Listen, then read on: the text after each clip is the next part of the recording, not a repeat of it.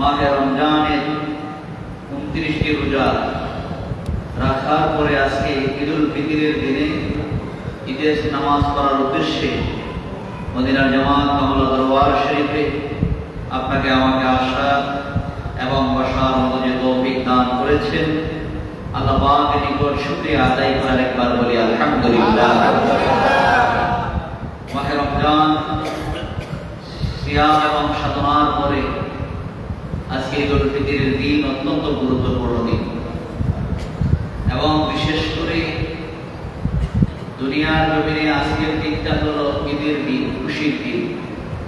আর আকাশের মধ্যে আজকের দিনটার নাম দেওয়া হয়েছে পুরস্কারের দিন। সুবহানাল্লাহ। আকাশের মধ্যে আজকে ঘোষণা হচ্ছে আজকে কাদেরকে পুরস্কৃত করবেন, আল্লাহ কাদেরকে ক্ষমা করে দিবেন।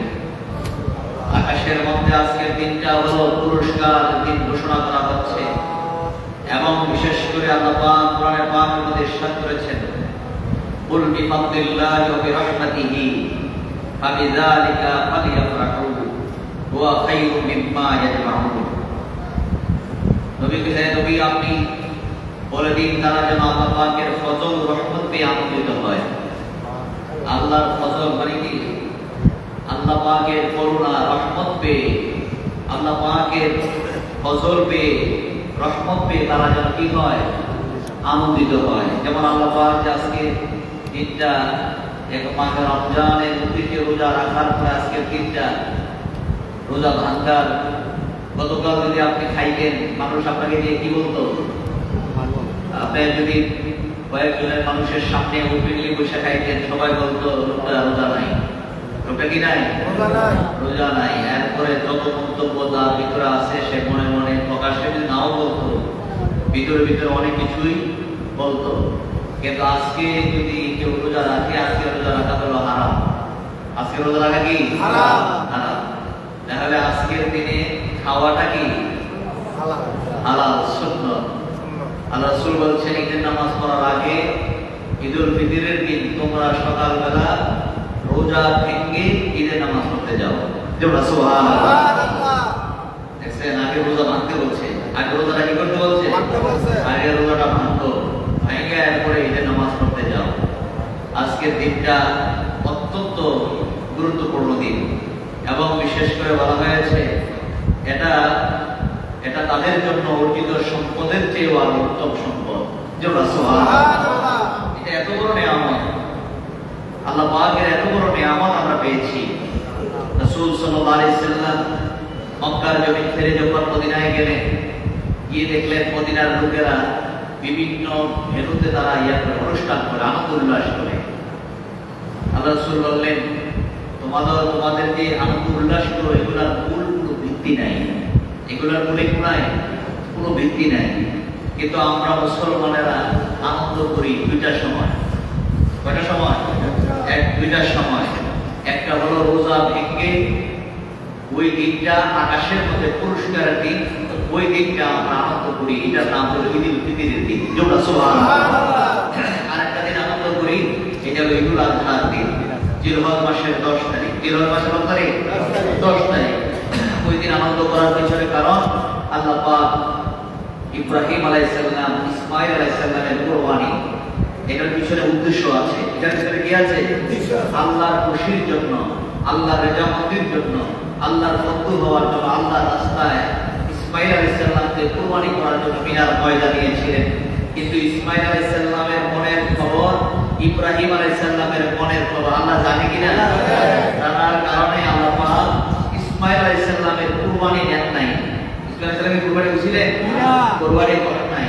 কিন্তু ছেলে যে কুরবানি হতে চাইছে আল্লাহ এতেই খুশি হয়ে গেছেন। এই যে আল্লাহর মনের উদ্দেশ্য, মনের খেয়ালের উপরে, এই জন্য আল্লাহ পাক বলছেন আমি তোমার চেহারার দিকে, পুত্রের দিকে, পাড়ার দিকে, দেশের দিকে, বংশের দিকে, তুমি কোন বংশের, তুমি কার ছেলে, কার মেয়ে, এগুলোর দিকে আমি আল্লাহ তাকাই না। আমি তাকাই তোমার অন্তরের দিকে। তোমার অন্তর যদি ঠিক হয়ে যায় আমি আল্লাহ তোমার প্রতি রাজি এবং খুশি হয়ে যাই। আল্লাহ তার প্রতি রাজি এবং কি হয়ে যায়? খুশি হয়ে যায়। এবং হাদিস শরীফের মধ্যে আছে রাসূল সাল্লাল্লাহু আলাইহি সাল্লাম মা আয়েশা সিদ্দিকা রাদিয়াল্লাহু তাআলা আনহা হতে বর্ণিত, তিনি বলেন হযরত রাসূল পাক সাল্লাল্লাহু আলাইহি সাল্লাম হযরত আবু বকর সিদ্দিক রাদিয়াল্লাহু তাআলা লক্ষ্য করে বললেন, প্রত্যেক সম্প্রদায়ের জন্য রয়েছে আনন্দের দিন, আর এটা হলো আমাদের আনন্দের দিন। জোরে সুবহানাল্লাহ। প্রত্যেক সম্প্রদায়ের কিছু কিছু দিন আছে তারা আনন্দ উল্লাস করে, কিন্তু আমাদের সম্প্রদায় মুসলমানের আনন্দের দিন হলো ঈদুল ফিতরের দিন। জোরে সুবহানাল্লাহ। ঈদুল ফিতরের দিনটা কি মুসলমানের কিসের দিন? আনন্দের দিন, খুশির দিন। হযরত জাবের রাদিয়াল্লাহু তাআলা থেকে আরেকটা হাদিস বর্ণিত, রাসূল সাল্লাল্লাহু আলাইহি সাল্লাম ইরশাদ করেছেন, ঈদুল ফিতরের দিনে রাসূল পাক সাল্লাল্লাহু আলাইহি সাল্লাম যেভাবে ঈদের নামাজ পড়ার জন্য যে রাস্তায় আসতেন, যাওয়ার সময় আরেক রাস্তায় যাইতেন। এর পিছনে কারণ হলো রাস্তায় রাস্তায় ফেরেশতাদেরকে আল্লাহ পাক কেননা পুরস্কারের দিন ঘোষণা করা হচ্ছে, ফেরেশতারা তাদের জন্য ইস্তেকবাল স্লোগান দিতে থাকে, মারহাবা মারহাবা বলতে থাকে। জোরে সুবহানাল্লাহ। এবং বিশেষ করে রাসূল পাক সাল্লাল্লাহু আলাইহি সাল্লাম ইরশাদ করেছেন, ঈদের দিন উপস্থিত হলে ফেরেশতাগণ রাস্তার উপরে উপরে দাঁড়িয়ে আহ্বান করতে থাকেন, হে মুসলমানগণ, তোমার করুণাময় আল্লাহ রাব্বুল আলামিনের সন্তুষ্টি লাভের দিকে এগিয়ে আসো। তোমরা যে মাহে রমজানের রোজা রাখছো, আল্লাহ তোমাদের প্রতি এত রাজি এবং খুশি হয়ে গেছেন, তোমরা আল্লাহর করুণার দিকে ফিরে আসো, আল্লাহ পাকের কল্যাণের দিকে ফিরে আসো। আল্লাহ তোমাদেরকে দুনিয়ার উন্নত জীবন দান করবেন, দুনিয়ার জিন্দেগিতে তোমাদেরকে সফলতা দান করবেন। শুধু তাই নয়, উহার বিনিময়ে বিরাট পুরস্কার আল্লাহ তোমাদেরকে দান করবেন। তোমাদের রমজানের রাত জাগরণের হুকুম দেওয়া হয়েছিল, তোমাদেরকে রমজান মাসে রাত জাগরণ করার হুকুম দেওয়া হয়েছিল। তোমরা রাত্রে বেলা তারাবির নামাজের মধ্যে দাঁড়ায় দাঁড়ায় সারাদিন রোজা রাখার পরে ক্লান্ত হও নাই। তোমরা মাগরিবের ইফতার করেছো, মাগরিব করেছো, এরপরে আবার তারাবির মধ্যে ঘন্টা দেড় ঘন্টা দাঁড়ায় দাঁড়ায় নামাজ পড়েছো, আবার একটু করেই একটু অল্প কয়েকটা সময় একটু রেস্ট নিয়ে আবার সেহরি খাওয়ার জন্য আবার ভোর রাত্রে উঠে তাহাজ্জুদের নামাজ পড়েছো, সেহরি খেয়েছো। আমরা যে তোমাদের এই যে রাত্র জাগরণের কথা বলছেন, আর তোমরা যে এটাকে আঞ্জাম দিছো, এই যে সুযোগ দিছো যে আল্লাহ তুমি আমাদেরকে বলছো আমরা পাশাপাশি একটু একটু পরিশ্রম করে রাত্রটা জাগরণ করেছি, আল্লাহ তোমাদেরকে দিনে রোজা রাত্রে জাগরণ রেখে তোমরা যে কাজগুলো করেছো, আল্লাহ তোমাদের প্রতি অত্যন্ত খুশি হয়ে গেছে। জোরে সুবহানাল্লাহ। আল্লাহ কি হয়ে গেছে? খুশি হয়ে গেছে। খুশি হয়ে তোমাদের পুরস্কার ঘোষণা করা হবে, তোমাদেরকে পুরস্কৃত করবেন। কি পুরস্কার করবেন? বান্দাগণ ঈদের নামাজ হতে যখন ফারেক হন, ঈদের নামাজ পড়ার জন্য যখন আসে, আর ঈদের নামাজ পড়ে যখন বান্দাটা ঈদের নামাজ থেকে যখন ফারেক হয়, মানে কি নামাজ শেষ করে যখন বের হয়ে যায়, তখন একজন আহ্বানকারী, একজন ফেরেশতা ঘোষণা করতে থাকে, এই ফাইদা সাল্লাল্লাহু নাদা মুনাদি, ফাইদা সাল্লাল্লাহু, নামাজটা শেষ করে যখন বান্দাটা ফিরে যায়, তখন নাদা মুনাদি আলা ইন্না রাব্বাকুম قد غفر لكم فارجعوا الى رحالكم وهو يوم الجائزه। জোরে সুবহানাল্লাহ। আল্লাহ পাক তখন ঘোষণা দিতে থাকে, ও বান্দাগণ, তোমরা যে আহ্বানকারী ফেরেশতা ডাকতে থাকে, ও বান্দাগণ, আল্লাহ তোমাদেরকে আইনা রাব্বাকুম قد غفر لكم, আল্লাহ তোমাদের জীবনের সব গুনাহ মাফ করে দিয়েছে। আল্লাহু সুবহানাল্লাহ। আল্লাহ তোমাদের গুনাহ সব কি করছে? ক্ষমা করে দিয়েছে। শুধু তাই নয়, ফারজিউ ইলা রিহালিকুম, আর তোমরা যে আল্লাহ পাকের দরবারে এই যে রমজান মাসে আল্লাহকে ভয় করে রোজা রাখছো, এই রোজা রাখার কারণে আল্লাহ তোমাদের ব্যাপারে বলতেছেন ক্ষমা তো করে দিয়েছেন। শুধু তাই না, আল্লাহ বলছে তোমাদের কোনো চিন্তাও নাই, তোমরা চিন্তা করবা না, খুশি চিন্তে তোমরা বাড়ি ফিরে যাও, খুশি হয়ে বাড়ি ফিরে যাও। শুধু বাড়িতে যাইবা, শুধু তাই না, ঈদের দিন হলো পুরস্কার বিতরণের দিন। আসমানে ওই দুটা পুরস্কারের দিন বলে নামকরণ করা হয়েছে। তোমরা খুশি হয়ে যাও, কারণ আল্লাহ তোমাদের জীবনের গুনাহ কি করে দিয়েছে? মাফ করে দিয়েছে। আল্লাহ যদি ক্ষমা করে দেয়, আল্লাহ যদি মাফ করে দেয়, কারো কাছে জিজ্ঞাসা করা লাগবে? হ্যাঁ, কারো কাছে পরামর্শ করা লাগবে? কারো কাছে জিজ্ঞাসা করে পরামর্শ করে এরপরে বিভিন্ন কয়েকজনে মিলে জিজ্ঞাসা করে পরামর্শ করে যে সবাই মিলে কি বলতেছে, এরপরে এটা চূড়ান্ত সিদ্ধান্ত, এরকম কোনো সিদ্ধান্ত লাগবে? বান্দা তুমি যে খুশি হইয়া আমার প্রতি রাজি এবং খুশি হইয়া যে রোজা রাখছো, তাও আমি তোমার পিছনের সবগুলো আমি মাফ করে দিলাম। এবং আল্লাহ আব্দুল্লাহ ইবনে আব্বাস রাদিয়াল্লাহু তাআলা হাদিস দ্বারা বর্ণিত, রাসূল সাল্লাল্লাহু আলাইহি সাল্লাম বলেছেন, তোমরা ঈদের ফিতরের দিন ঈদের নামাজের আগে তোমরা সাদকাতুল ফিতর আদায় করো। রোজাদারের যদি কোনো ত্রুটি থাকে, রোজার মধ্যে যদি আর কোনো ত্রুটি থাকে, তাহলে সাদকাতুল ফিতর আদায় করলে আল্লাহ পাক এই ত্রুটিটাও ক্ষমা করে দিবেন। সুবহানাল্লাহ। এবং গরিব মিসকিনদেরকে তোমরা এই ঈদের দিন একটু খাবারের ব্যবস্থা করো, মানুষজন একটু খাইতে পারে, এবং মানুষদেরকে সুন্দর করে সৎকায় ফিতর দাও। এবং শুধু তাই নয়, আব্বাস রাদিয়াল্লাহু তাআলা তার কাছে বর্ণিত, তোমরা রোজা সদকা আদায় করে দাও। রাসূল পাক সাল্লাল্লাহু আলাইহি সাল্লাম এই সদকা প্রত্যেক সক্ষম ব্যক্তির প্রতি ধার্য করেছেন। এক সদকাটা, এই যে সদকা ফিতরটা কি, তখন বর্তমানে এখন ইসলামিক ফাউন্ডেশন থেকে এই নির্দেশনা এসেছে। বর্তমানে এই বছর সদকা ফিতর ছিল কত টাকা? সর্বনিম্ন 110 টাকা, 10 টাকা, 110 টাকা এই বছর সদকাতুল ফিতরটা ছিল। এই সদকাতুল ফিতর আদায় করতে বলছেন। এবং বিশেষ করে রাসূল সাল্লাল্লাহু আলাইহি সাল্লাম বলছেন, মাহে রমজান মাসের রোজা যারা রাখবে, মাহে রমজানের রোজা যারা রাখলো, তাদের দিনটাই, তাদের জন্যই হলো আজকের দিনটা হলো খুশির দিন। কি বল, ঠিক না? এখন যারা রোজা রয়েছে না, তারা লেগে খুশির দিন, সবাই তাদের জন্য কি খুশির দিন? তারা তো রোজাই রয়েছে না, তারা তো এতদিন ছিল কষ্টের মধ্যে, যে বিড়ি খাওয়া লাগছে, কেউ দেখে নাই, চাইনে বাইনে তাকায় তাকায় খাইছে, যে কেউ দেখে নিলে এটা নিয়ে আমার কয়েকজনের সমালোচনা করতে পারে। এখন এই জন্য একটু চিন্তা ভাবনা করিয়া খাইছে, কিন্তু আবার ডাইনে ভাবে একটু সারিছে, চাইয়া আমরা খাইছে, কিন্তু এখন আর তার কোনো ব্যবসা নাই। এর ভিতরে একটা বিপদ রয়েছে। এর চিন্তা কি আমার একটা কি রয়েছে, একটা বিপদ আছে। এই রমজান মাসটা আমার জন্য একটা বিপদ আছিল, এখন আমার এই বিপদ থেকে আমি উদ্ধার হয়েছি, এখন খাইতে আমার আর কোনো সমস্যা নাই। কিন্তু এটা কি তার জন্য শোভনীয়? শোভনীয়। যেমন আরবরা রাসূল সাল্লাল্লাহু আলাইহি সাল্লামের সাথে কথা বলতে গিয়ে আরবি কবিতার মধ্যে তারা বলছেন, এই দিনটা, ঈদের দিনটা হলো ওই ব্যক্তির জন্য নয়, ওই দিনটা, ঈদের দিনটা ওই ব্যক্তির জন্য না যে রমজান মাসে পানাহার করছে, ওই ব্যক্তির জন্য আজকের দিনটা খুশির দিনটা। ওই ব্যক্তির জন্য আজকের দিনটা কিসের দিন না? লাইসা ঈদু লিমান শারিবা ওয়া আকালা, যে ব্যক্তি দিনে খাইছে এবং পানি পান করছে, তার জন্য এই দিনটা কিসের দিন না? খুশির দিন না। এবং প্রকৃত ঈদ তার জন্য যে তার আমলকে আল্লাহর জন্য নিবেদন করেছে। সুবহানাল্লাহ। এই দিনটা খুশির দিনটা হলো তার জন্য যে ব্যক্তি আল্লাহর খুশির জন্য মাহে রমজান রোজা রাখছে, তার জন্য হলো এই দিনটা কিসের দিন? খুশির দিন।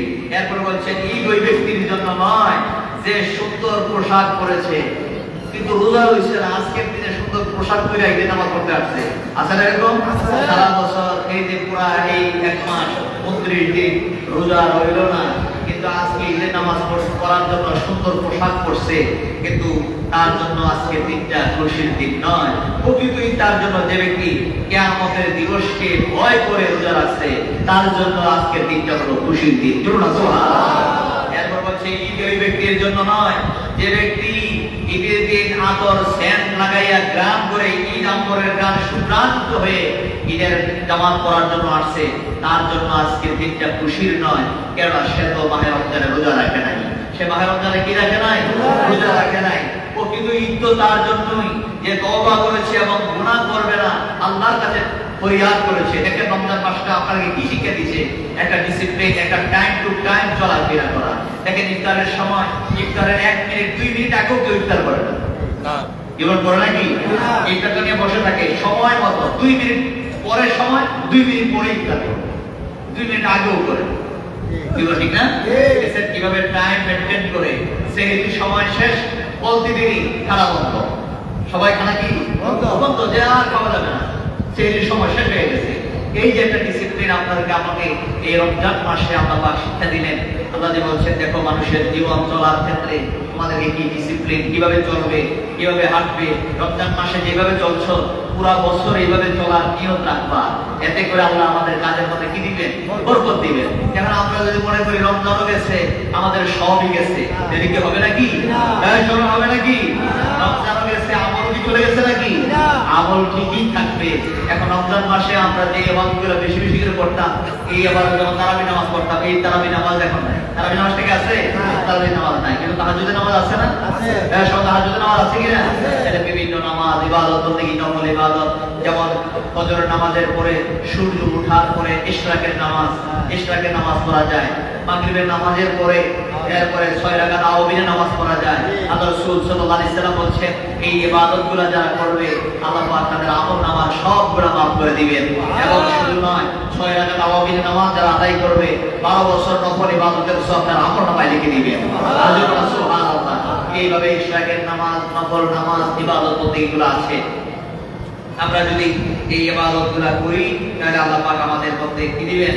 রহমত দান করবেন, দুনিয়ার জিন্দেগি আমাদের জন্য সহজ এবং সরল করে দিবেন। এবং রাসূল সাল্লাল্লাহু আলাইহি সাল্লাম বলেছেন 4টি রাত্র আল্লাহর কাছে সবচেয়ে প্রিয় রাত্র। কয়টা রাত্র? সবাই কয়টা রাত্র? 4টা রাত্র। এর মধ্যে একটা রাত্র হলো ঈদুল আযহার রাত্র, আরেকটা হলো ঈদুল ফিতরের রাত্র, 2 রাত্র। এখানে পাইলাম কয় রাত্র? 2 রাত্র। আরেকটা হলো শবে বরাতের শাবানের 14 তারিখ দিবাগত রাত্র। এটা কিসের রাত্র? শবে বরাতের রাত্র। আরেকটা রাত্র কথা বলছেন হজ্জের রাত্র, এই রাত্রটার মধ্যে আরাফার দিন অর্থাৎ 9 তারিখ দিবাগত রাত্র। 9 তারিখ আরাফার ময়দানে অবস্থান করে রাত্রেবেলা মুজদালিফার মাঠে রাত্রেবেলা অবস্থান করে রাত্রি যাপন করে এই রাত্রটা আল্লাহর কাছে প্রিয় রাত্র। খোলা ময়দানে মানুষগুলা ঘুমায়, খোলা ময়দানে মানুষগুলা কি করে? হজ করার জন্য যায়। ইহরামের কাপড় পরিধান করে, সাদা 2টা কাপড়, সাদা 2টা কি কাপড়? করে সেলাই নাই, কাপড়গুলোর মধ্যে কি নাই? সেলাই নাই, মাথায় টুপি নাই, শুধু 2টা কাপড় পরিধান করে এই বাংলাদেশ সারা রাত্র খোলা ময়দানের মধ্যে পড়ে থাকে। এই যে ময়দানের মধ্যে বালুর মধ্যে পড়ে থাকে, আল্লাহ পাক ফেরেশতাদেরকে জিজ্ঞাসা করে দেখায়, দেখো আমার বান্দাগুলা আমাকে ভয় করে, দেখো দিনের বেলা সারাটা দিন পরিশ্রম করে আরাফার ময়দানে অবস্থান করলো। এবং ওই মক্কা মদিনায় যারা গেছে হজ করার জন্য তারা বলতে পারবেন 7-8 ঘন্টা পর্যন্ত জেমের মধ্যে বাসের মধ্যে বসে থাকা লাগে। এরপরে বসে গিয়ে আবার ময়দানে রাত্রটা থাকা, এরপরে এই অবস্থার ভিতরে রাত্রি যাপন করা, এরপরে সকাল হইলে এখান থেকে উঠে মিনাতে গিয়ে আবার বড় শয়তানের পাথর মারা, হেঁটে হেঁটে সবগুলো হেঁটে হেঁটে করা লাগে। এত পরিশ্রম কাজগুলো করা লাগে। আল্লাহ বলে বান্দা ফেরেশতাদেরকে ডেকে বলে, ফেরেশতারা দেখো এই বান্দাগুলো আমাকে কত ভয় করে, এই যে হজ করতেছে, ইবাদত করতেছে, আমাকে ডাকতেছে, লাব্বাইক লাব্বাইক বলতেছে। আজকে ঈদুল ফিতরের দিনে যে তাকবীরগুলো আমরা পাঠ করতেছি, আল্লাহু আকবার, আল্লাহু আকবার, লা ইলাহা ইল্লাল্লাহ, আল্লাহু আকবার, আল্লাহু আকবার, লিল্লাহিল হামদ, আমার প্রশংসা তারা করতেছে, এই যে গুণ কীর্তন করতেছে, আমার মহত্ব প্রকাশ করতেছে। ও ফেরেশতারা তোমরা সাক্ষী থাকো, এই বান্দার আমলনামায় যত গুনাহ আছে আমি আল্লাহ তাদের জীবনের সব গুনাহ মাফ করে দিলাম। সুবহানাল্লাহ। আল্লাহ ক্ষমা করতে পারেনি? সকলের পারে কিনা? আল্লাহ ক্ষমা করে দেন। আল্লাহ শুধু বলেন বান্দারে আমি তো তোমাদেরকে এত মহব্বত করি। যারা ঈদের রাত্রগুলো দেখা যায় আমাদের দেশে, আমরা ফজরের রাত্রে বিভিন্ন রাত্রগুলো ইবাদত করি, ঈদের রাত্রের মধ্যে আমরা ইবাদত করি না। কিন্তু রাসূল সাল্লাল্লাহু আলাইহি সাল্লাম বলেছেন যে ব্যক্তি 2 ঈদের রাত্রকে আল্লাহর সন্তুষ্টির জন্য জেগে জেগে রাত্রটা কাটায়, ইবাদত করে রাত্রটা কাটায়, 2 রাত্র জেগে জেগে ইবাদত করে রাত্রটা কাটায়, আল্লাহ পাক তার কলবটাকে জিন্দা রাখবেন। সুবহানাল্লাহ। তার কলবটাকে কি রাখবেন? জিন্দা রাখবেন। লাম ইয়ামুত, মৃত্যুবরণ করবে না। কালবুহু, তার কলবটা কি করবে না? মৃত্যুবরণ করবে না। বুখারী শরীফের হাদিসের মধ্যে আছে যার কলবটা জিন্দা ওই লোকটা হলো জিন্দা, তার কলবটা মৃত ওই লোকটা কি মৃত। এখন আপনি বলবেন যে আমার তো কলবের জিকির বা কলবটা জিন্দা না মরা, আমি এইটা একটু কিছুই বুঝি না, কিন্তু আমি তো জিন্দা, আমি কি জিন্দা, এটা আপনি বলবেন। কিন্তু ওই সময় ওই সাহাবায়ে কেরামদের সামনে তারা বলতেন, ইয়া রাসূলুল্লাহ আমরা যে চলি ফিরি আমরা তো জিন্দাই। কিন্তু আল্লাহ রাসূল বলছেন এই জিন্দা না, তোমার কলবটা মৃত। মানে কি? তোমার কলবটা মৃত হওয়ার পিছনে কারণ হলো তোমার আমলের ক্ষেত্রে, আল্লাহ পাকের ইবাদতের ক্ষেত্রে তখন তোমার আর মজা লাগে না, স্বাদ লাগে না। যদি কলবটা জিন্দা থাকতো তাহলে তোমার আমলগুলা সবগুলাই কি লাগতো? স্বাদ লাগতো, মজা লাগতো। তোমাকে রোজা রাখার কথা বললে রোজার কথা ভালো লাগে, জিকির করতে ভালো লাগে, নামাজ পড়তে ভালো লাগে, সত্যের পথে চলতে ভালো লাগে, অন্যায় করতে ভালো লাগে না। তাহলে বোঝা গেল তোমার কলবটা কি আছে? জিন্দা আছে। তোমার কলবটা বাধা দেয়, তোমার দিল বলে না এটা করা যাবে না, এই অন্যায় করা যাবে না। আর তোমার দিল যদি বলে আরে শরীরটা ভালো না, রোজা দরকার নাই, খেয়ে নাও, তাহলে বোঝা গেল তোমার দিলটা কি মরা। তোমার দিলটা কি?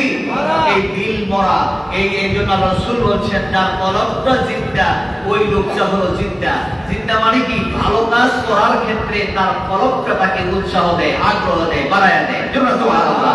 আর অন্যায় কাজ থেকে কলবটাকে ফিরাইয়া রাখে, অন্যায় কাজ থেকে কলবটাকে কি করে ফিরাইয়া রাখে। তাইলে বোঝা গেল তার কলবটা কি আছে, জিন্দা আছে। এই জন্য রাসূল সাল্লাল্লাহু আলাইহি সাল্লাম হাদিসের মধ্যে বলেছেন যে মাহে রমজান মাসের রোজা, মাহে রমজানের ইবাদত, মাহে রমজান মাসের এই রোজা যারা রাখলো আল্লাহ তাদের প্রতি রাজি এবং খুশি হয়ে যান। আল্লাহ পাক তাদের জীবনের সমস্ত গুনাহ মাফ করে দেন। এবং শুধু তাই নয়, এই যে মাহে রমজান মাসে আপনি যে রোজাটা রাখলেন, কারে ভয় করে রোজা রাখছেন? আল্লাহ। স্মরণ, কারে ভয় করে রোজা রাখছেন? আল্লাহকে ভয় করে কি রোজা রাখছেন? দুনিয়ার কাউকে ভয় করে রোজা রাখছেন? দুনিয়ার কাউকে ভয় করে নয়, আপনি রোজা রাখছেন আল্লাহকে ভয় করে। এই জন্য আল্লাহ পাক বলছেন রোজার পুরস্কারটা আমি আল্লাহ নিজেই দান করবো। সুবহানাল্লাহ। আল্লাহ পাক বলছেন আসসাউলি ওয়া আনা আযি বিহি, রোজা একমাত্র আমার জন্য, আর রোজার পুরস্কার আল্লাহ নিজে দান করবেন। সুবহানাল্লাহ। রোজাদার ব্যক্তিকে আল্লাহ কত ভালোবাসেন, রোজাদার ব্যক্তিকে আল্লাহ কত পছন্দ করেন। আপনি যে একটা মাস রোজা রাখলেন, দিনে খাইলেন না, ঘরে কি খাবার ছিল না? ছিল। সকলের ঘরে খাবার ছিল না? ছিল। ঘরে খাবার আছে, খাবার খান নাই। আল্লাহ জানে কি জানে না? জানে যে বান্দার ঘরে খাবার আছে, টাকা আছে, ইচ্ছা করে বাইরে গিয়ে খাইতে পারে, টাকা পয়সার অভাব নাই, মানে খাওয়ার মতো টাকার কি নাই? অভাব নাই। যে পরিমাণ খাবার খাইতে পারে এর চেয়ে বেশি টাকা তার কাছে আছে, কিন্তু এরপরও সে খায় না। আল্লাহ বলে বান্দারে তুমি যে খাও নাই, এই কাজটা তো আমি আল্লাহ করি। আল্লাহ কি খায়? সবাই আল্লাহ কি খায়? আল্লাহ খায়ও না, ঘুমায়ও না। আয়াতুল কুরসির মধ্যে আমরা পাঠ করছি না, লা তাকুযুহু সিনাতু ওয়ালা নাওম। আল্লাহ খায়ও না, ঘুমায়ও না। আল্লাহর মধ্যে তন্দ্রা নাই। আল্লাহ যদি তন্দ্রা ঘুমাইতেন, দুনিয়ায় কি চলতো? না। একটা মানুষ বিপদে পড়ে আল্লাহ ডাকতে, তখন আল্লাহ ঘুমাই রয়েছে, দেরি তো হবে। যেমন মুসা কালিমুল্লাহ আল্লাহকে বলছেন, আল্লাহ তুমি যে ঘুমাও না, তুমি কেমনে থাকো? তুমি জোড়া সুবহানাল্লাহ। মুসা আলাইহিস সালাম তো আল্লাহর সাথে কথা বলতেন। কার সাথে? আল্লাহর সাথে। আল্লাহর সাথে কথা বলতেন। আল্লাহ তুমি কি ঘুমাও না? আল্লাহ বলে না, আমি তো ঘুমাই না। তো ঘুমাও না কে? মানুষ আবেগে কথা বলে না। যেমন মুসা কালিমুল্লাহ একদিন বলতেছেন, আল্লাহ তুমি যদি বান্দা হইতে আল্লাহর কাছে কি চাইতে? আল্লাহ ডাক দিল, মুসা খবরদার, কথার কিছু ব্যালেন্স রেখে কথা বলা লাগবে। যেটা সুবহানাল্লাহ। না, আমি দোয়া শিখতে চাইতেছি তোমার কাছে। তুমি আল্লাহর কাছে আমার কাছে দোয়া করো, আল্লাহ তুমি আমাকে সুস্থতার জীবন দান করো। যেটা সুবহানাল্লাহ। সুস্থ থাকলে সব করতে ভালো লাগে, এবার ঠিক না? সুস্থ শরীর আপনি যে দিকটা বলবে এটা শুনতেও ভালো লাগে। অসুস্থ আপনার কাছে এসে বললে বলবে যে একটু বাড়ি থেকে কথা বলো, আমার ভালো লাগতেছে না। কেউ ঠিক না? আপনারা যদি করে নামাজ পড়েন, না আমার তো ভালো লাগতেছে না। আপনি যদি ইবাদত করেন, না আমার ভালো লাগতেছে না। ভালো খাবার দিলেও খাবারটা খাইতে চায় না। কেন? তার কাছে কি লাগে না? ভালো লাগে না। ভালো লাগে না, অসুস্থতা। তখন মুসা কালিমুল্লাহ বিভিন্ন সময় বিভিন্ন কথাগুলো বলতেন। একদিন আল্লাহকে বলতেছেন, আল্লাহ আপনি যে ঘুমান না, থাকেন কেমনি? আল্লাহ আপনি ঘুমান না কি লেগে? আল্লাহ আমি গেলে ঘুমাই না, তুমি আজকের রাত্রটা না ঘুমাই একটু কাটাও তো দেখি।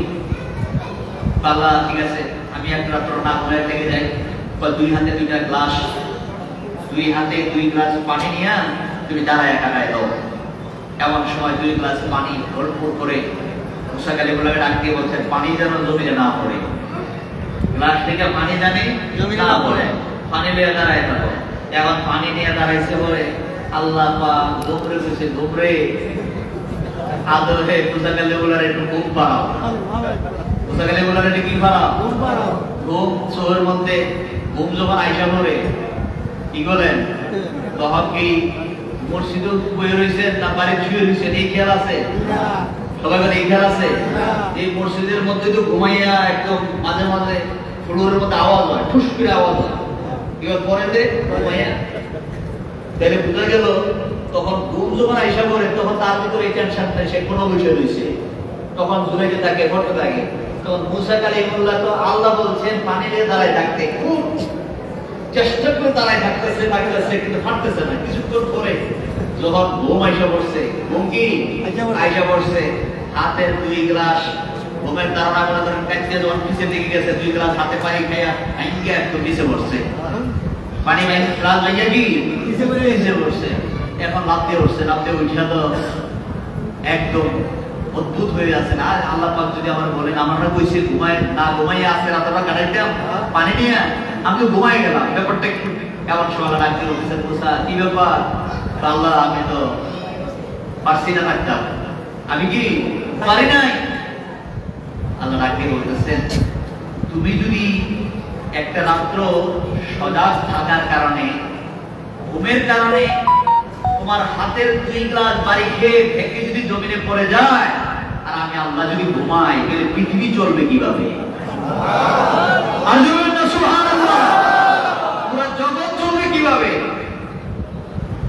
বাংলার গভীর রাত্রে, আপনার দেশে গভীর রাত্রে, আরেক দেশে তো দিন, আরেক দেশে কি এখন আমাদের দেশে দিন, আরেক দেশে রাত্র। এবং পৃথিবীর ভৌগোলিক অবস্থানে ঘুরে ঘুরে যাদের এখন আপনজনেরা বিদেশে আছে, এক এক দেশে এক এক দেশের খবর ল, এখন আমেরিকার খবর ল রাত্র, এখন কি আমাদের দেশে কি দিন। এখন আমরা তারা মানুষগুলা দিনে হাঁটতেছে চলতেছে, ওই দেশের মানুষ এখন ঘুমের জন্য প্রস্তুতি নিচ্ছে। কেমন ওলট পালট, মানুষ দিনে রাত্রে 24 ঘন্টায় মানুষ আল্লাহকে ডাকতেছে, কে কোন সময় আল্লাহকে ডাকতেছে, কোন অবস্থায় বান্দা আল্লাহকে ডাকতেছে। আল্লাহ বলেন আমি যদি ঘুমায় যাই তাহলে জগৎ চলবে কিভাবে? সুবহানাল্লাহ। এইজন্য আল্লাহ পাক বলেন লা তাখুযুহু সিনাতু ওয়া লা নাওম। তোমরা খাও, খাওয়ার কারণে অলসতা আসে, পেট ভরে খান, একটু পরে বলবেন যে আমি একটু রেস্ট নিয়ে নিই, বা বাবা একটু কাইলুলা করে নিই, একটু শুয়ে নেই 10 মিনিট, তাহলে একটু হাঁটতে পারবো, এবার ঠিক না? তাহলে আল্লাহ পাক বলেন আমি তো খাই না, আমার তো অলসতাও নাই। আমার কি অলসতা আছে? আল্লাহ পাক বলেন আমার অলসতাও নাই, ক্লান্তি নাই, ভোগ নাই, কোনো কিছুই নাই। কিন্তু এই রমজান মাসে এই কাজগুলো তোমরা করতেছো, এই রমজান মাসে দিনে খাও না, আর রাতের বেলা ইবাদতের পথে কাটাই দিতেছো, ঘুমাও না।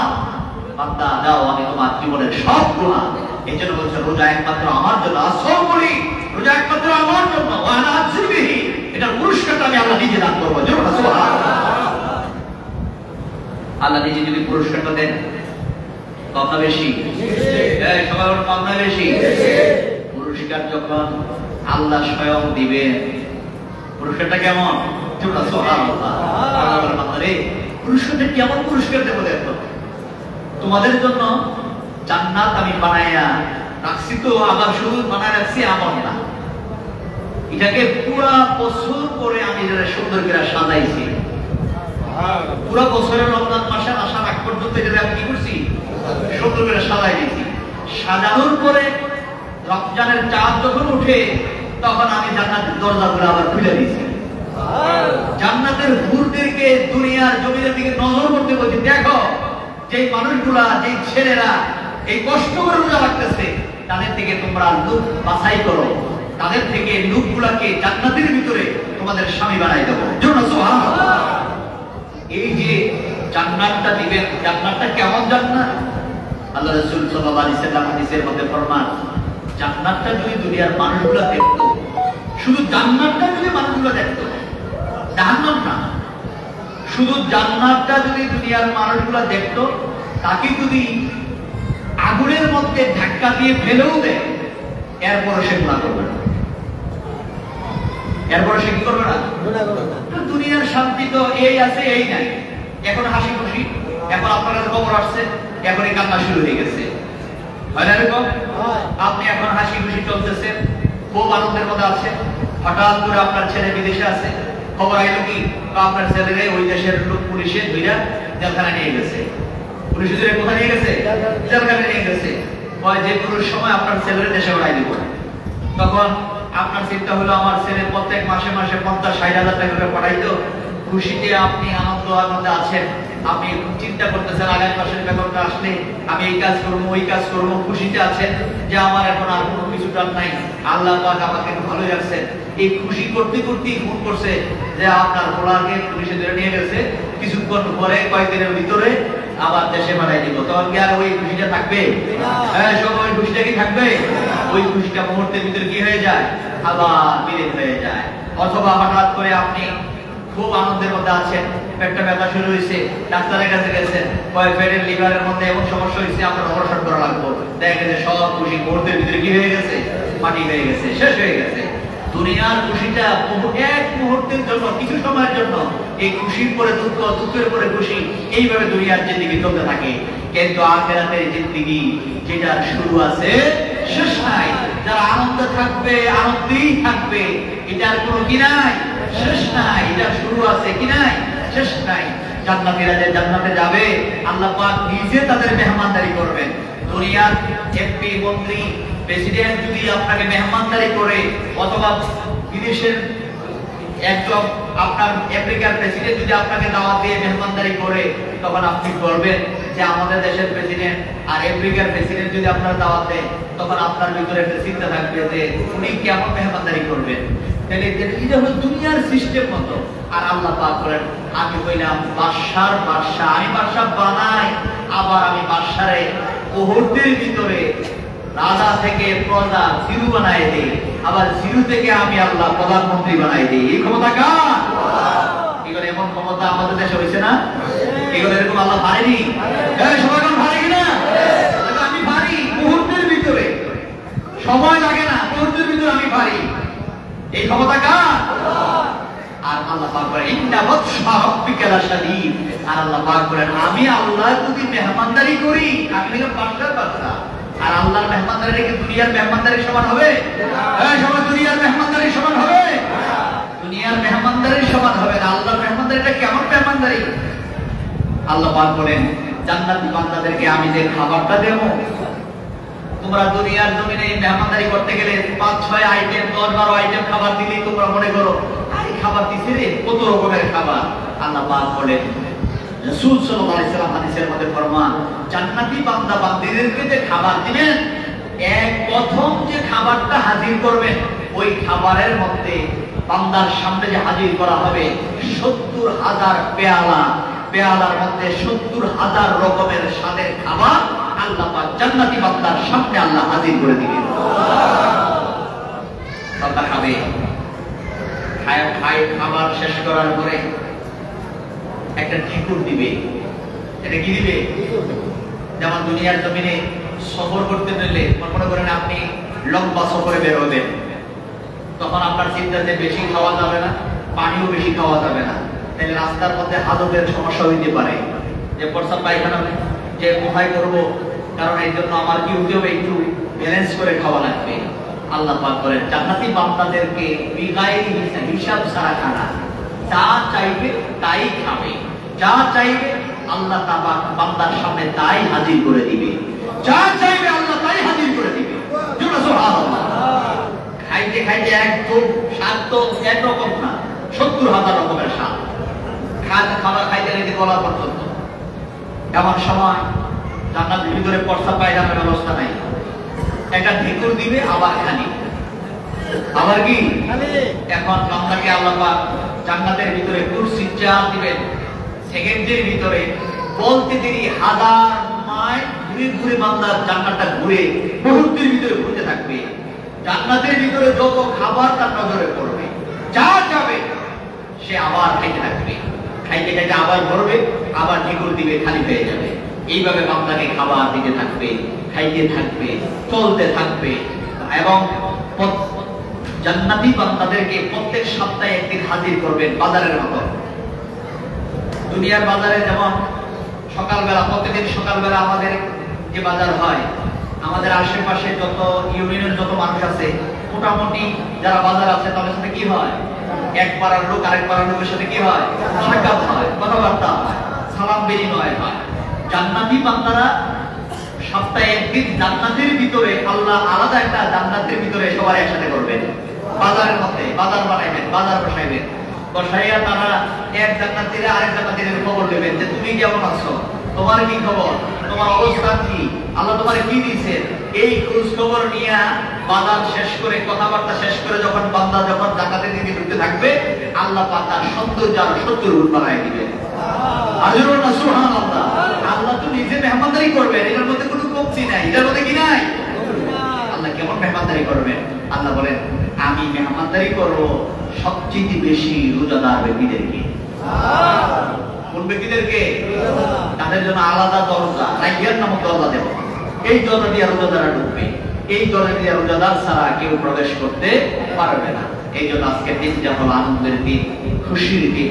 মাহে রমজানের রোজা রাখার পরে আজকে ঈদুল ফিতরের দিনে আল্লাহ যেন আমাদের সকলের জীবনের গুনাহ খাতা মাফ করে দেন।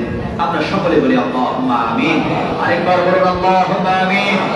এখন সময় হয়ে গেছে, আমরা যে সময় বলেছি ইনশাআল্লাহ আমরা এখনই ঈদুল ফিতরের নামাজ আমরা আদায় করব। আর বিশেষ করে গত বছর আপনারা সকলেই অবগত আছেন, আমার আব্বাজান এই জায়গার মধ্যে ঈদুল ফিতরের দিন আমাদের সঙ্গে ঈদের নামাজ পড়েছেন। আজকে আমার আব্বাজান আমাদেরকে ছেড়ে এই দরবার শরীফের পাশে শুয়ে আছেন। আপনার জন্য খাস করে দোয়া করবেন এবং আপনারা যারা এই মদিনার জামাত কামাল দরবারকে যারা ভালোবাসেন, আমি সকলকে আন্তরিকভাবে বলবো আপনারা সবসময় এই দরবারের সঙ্গে যোগাযোগ রাখবেন, আসা যাওয়া করবেন। আল্লাহ যেন আমাদের সকলকে, আমরা যারা আছি আল্লাহ যেন আমাদের সকলকে দিনের পথে চলার মতো এবং এই মদিনার জামাত কামাল দরবার আপনারা যারা এই মহব্বত করেন, এই মহব্বত যেন শুধু দুনিয়ার, রাসূল সাল্লাল্লাহু আলাইহি সাল্লাম বলছেন যে আমরা দুনিয়ার জমিনে যে যাকে মহব্বত করি, একটা হলো দুনিয়ার জন্য আর একটা হলো আল্লাহর জন্য। একটা কার জন্য? আল্লাহর জন্য। আল হুব্বু ফিল্লাহ, আল্লাহর জন্য ভালোবাসা। আল্লাহর জন্য কি? ভালোবাসা। আমরা একজন আরেকজনকে মহব্বত করি, দুনিয়াবি মহব্বতটা করি ঠিক, কিন্তু এটার পিছনে উদ্দেশ্য থাকে আল্লাহর জন্য। কার জন্য? কার জন্য? আর আল্লাহর জন্য যদি হয়, আল্লাহ পাক করেন ওই দুইজনের মাঝখানে আল্লাহ পাক একজন ফেরেশতা দিয়ে দেন। ফেরেশতা আহ্বান করতে থাকে আল্লাহর জন্য, দুইজন দুইজনকে কুশল বিনিময় করছে, সালাম বিনিময় দিয়ে ভালো মন্দ জিজ্ঞাসা করেছে, আল্লাহ পাক দুইজনের গুনাহ আল্লাহ মাফ করে দিয়েছেন। তাইলে উদ্দেশ্যটা যদি ঠিক থাকে, তাহলে আমাদের দুনিয়াবি কৌশল বিনিময় হবে, পাশাপাশি আমাদের জীবনের গুনাহ আল্লাহ কি করে দিবেন? মাফ করে দিবেন। এই জন্য আমরা আল্লাহর জন্য আমরা যেন একসাথে মিলেমিশে চলাফেরা করতে পারি, আল্লাহ যেন সেই তৌফিক দান করেন। আমরা সকলে বলি আল্লাহুম্মা আমিন। আরেকবার বলি আল্লাহুম্মা আমিন। এখন ঈদের জামাত আমরা জামাতের সাথে আদায় করব। এখন আমি আন্তরিকভাবে বলবো, প্রত্যেক বছর আমরা ঈদের নামাজের পরে আপনারা আপনাদেরকে একটু মেহমানদারের জন্য একটু দোয়ার ব্যবস্থা আমরা করি। আমরা দোয়াতে আপনারা সকলে, ঈদের নামাজটা হলো ওয়াজিব। ঈদের নামাজটা কি? ওয়াজিব। আর খুতবাটা হলো সুন্নাত। খুতবাটা কি? সুন্নাত। দেখা যায় নামাজ পড়ে অনেকে চলে যায়, বেসুন থাকতে পারে, তো 10-15 মিনিট আজকের জন্য কি আধা ঘন্টা সময় দেওয়া যায় না? এটা সময় দিবেন, আধা ঘন্টা সময় দিয়ে খুতবাটা করে আপনার আপনজন, আপনার আব্বা, আপনার আম্মা, দাদা দাদি, নানা নানি, দাদা এবং শ্বশুর শাশুড়ি আপনজন গুলো বসে আছে, আপনি যদি আজকে তাদের জন্য দোয়া করেন, আজকে দিনটা তো দোয়া কবুলিয়াতের দিন, আপনি যদি তাদের জন্য দোয়া করেন, হতে পারে আপনি যখন দুনিয়া থেকে চলে যাবেন আপনার ছেলেরাও আপনার জন্য কি করবে? দোয়া করবে। আর আপনি যদি সব সময় দোয়া না করে যান, দেখা যাবে আপনার ঠিকানা করে আপনার ছেলেও আপনার জন্য কি করবে না? দোয়া করবে না। এই জন্য আমি যেটা কথা আছে যে যেমন করে তেমন করবে। তুমিও কি ভালো বলছেন, আরবিতে বলছেন কামা তুমিও, যে তুমি যাহা করবে তুমি তাহাই পাবে। তুমি মনে করছো যে আমি জায়গা কোনো মতে না, তুমি কোনো মতে যাও, তোমার ভোলা বাবা আমিও কোনো মতে যাই। এই জন্য কিছু আমল নিজে নিজেও করবেন, তাহলে আপনার ছেলে মেয়েও আপনার জন্য কি করবে? দোয়া করবে। আল্লাহ যেন আমাদের সকলকে দোয়া করার মতো দোয়া করে আমরা যাব, এবং দোয়ার ভিতরে আমরা ইনশাআল্লাহ আমাদের আপনজনের জন্য দোয়া করব। আল্লাহ যেন সকলকে কবুল করেন। আমরা যারা আছি আল্লাহ যেন প্রত্যেকে নেক হায়াত দারাজ করেন। এই রমজান মাসে একসাথে রোজা রেখেছি, ইফতার করেছি, নামাজ পড়েছি, আজকে ঈদের নামাজ আমরা একসাথে করব। আল্লাহ যেন আমাদের সকলকে এক জান্নাতে থাকার মতো তৌফিক দান করেন। আমরা সকলে বলি আমিন। আরেকবার বলি আমিন। এবার আল্লাহ যদি কবুল করে, আল্লাহ কবুল করতে পারে না? আমি প্রায় সময় দোয়ার ভিতরে বলি, বাজারে যে আপনার চাউল বিক্রি করেন, চাউল যে বিক্রি করেন, চাউলের মধ্যে অনেক সময় পানি থাকে না, পাথর থাকেনি, এরপরে মরা চাউল থাকে না, থাকে। এখন যদি চাউলটার মূল্য যদি 1800-2000 টাকা চাউলটার মূল্য হয়, এটার মধ্যে পাথরটা থাকলে ওই মনের সাথে পাথরটা বিক্রি হয় না? সবাই বিক্রি হয়নি? পাথরটাও বিক্রি হয়, বালু থাকলে বালুও যায়, মাটি থাকলে মাটিও যায়, এরপরে ময়লা চাউল থাকলে, ধান থাকলে ধানটাও যায়, সবই যায়নি? কেন যায়? কারণ এই চাউলের সাথে থাকার কারণে চাউলের মূল্যে সব বিক্রি হয়ে যায়। তাহলে আমরা এখানে একসাথে নামাজ পড়ি, একসাথে আল্লাহকে ডাকি, তাহলে আমাদের মধ্যে আমি খারাপ হইতে পারি, আরেকজন ভালো আছে না?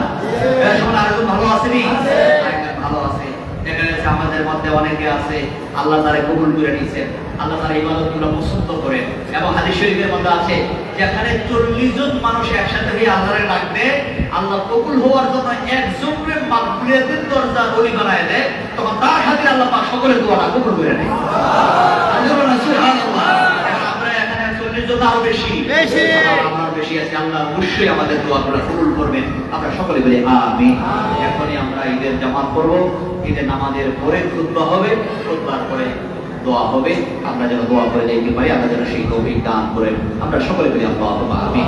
এই বলে আজকের মতো আলোচনা শেষ করলাম। সকলে দাঁড়িয়ে কথা সোজা করুন।